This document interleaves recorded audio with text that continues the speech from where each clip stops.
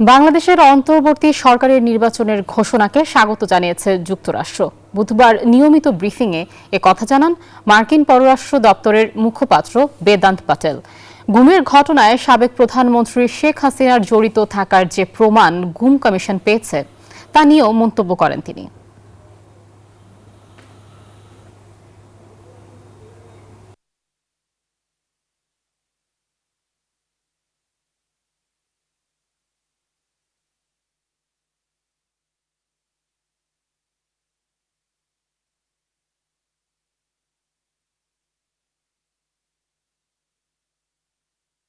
welcome steps that have been taken by this interim government. বাংলাদেশের অন্তর্বর্তী সরকারের নির্বাচন আয়োজনের প্রস্তুতির ঘোষণাকে স্বাগত জানাচ্ছি আমরা।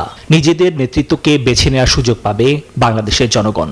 বিগত 2 দশকে বাংলাদেশে যেভাবে শত শত মানুষ জোরপূর্বক গুমের শিকার হয়েছে তাতে আমরা গভীরভাবে উদ্বিগ্ন। জোরপূর্বক গুম হলো মানবাধিকারের চরম লঙ্ঘন। Indeterminate detention or disappearance on its victim.